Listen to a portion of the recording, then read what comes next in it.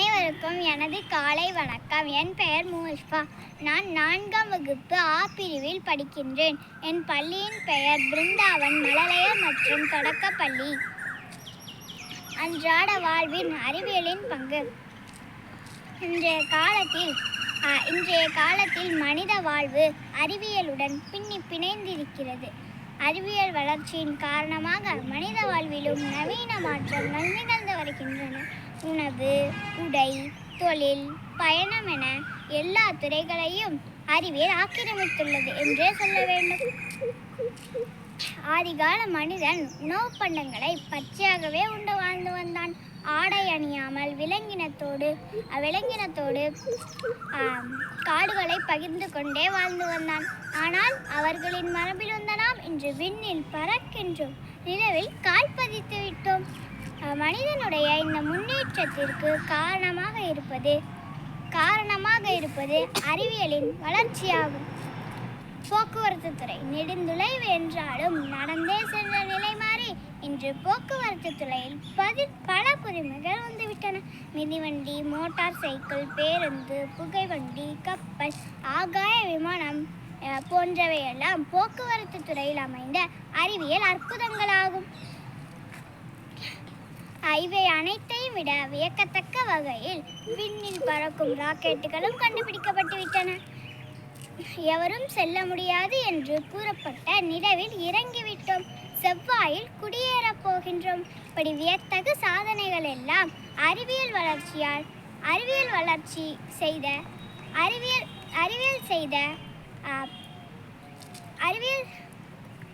அற்புதங்கள் என்றே கூறலாம். மருத்துவத்துறையில் இன்று நிகழ்ந்துள்ள மாற்றங்களை அளவிடவே முடியாது.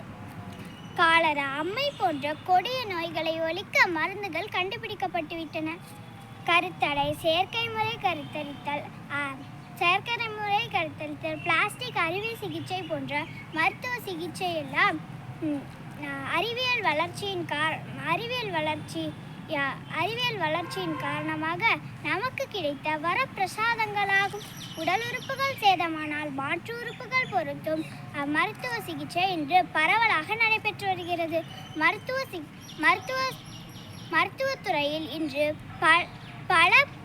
மருத்துவத்துறையில் இன்று அறிவியலின் முன்னேற்றம் நாளுக்கு நாள் பெருகிக் கொண்டே போகின்றன. கணினித்துறையில் இன்று அதிக வளர்ச்சியை கண்டுள்ளது. பெரும்பாலானவர்களுக்கு வேலை வாய்ப்பை பெற்றுத்தரும் துறையாகவும் புதிய வேலையை உருவாக்கும் துறையாகவும் கணினித்துறை உள்ளது. தகவல் தொடர்பு வசதியான இணையதள வளர்ச்சியால் இன்று உலகம் உள்ளங்கை அளவில் சுருங்கிவிட்டன. இதன் வழியே வர்த்தகம், பொழுதுபோக்கு, தகவல் தொடர்பு என ஏராளமான அத்தியாவசிய தேவைகள் நிறைவேறுகின்றன. வேளாண்மை தொழில். உலகிற்கு உணவு தரும் வேளாண்மை தொழிலிலும் ஏராளமான அறிவியல் வளர்ச்சி வந்துவிட்டன. இயற்கையின் கூறுபாடுகளை ஆராய்ந்து அதில் பொதிந்துள்ள உண்மைகளை வெளிப்படுத்துவதே அறிவியலாகும். நன்றின் பால் உயிர்ப்பது அறிவு என்பது வள்ளுவரின் வாய்மொழியாகும்.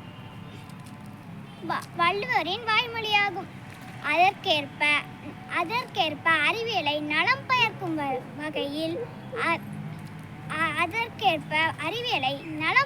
வகையில் ஆக்க செயல்களுக்கு மட்டுமே பயன்படுத்துவது நமது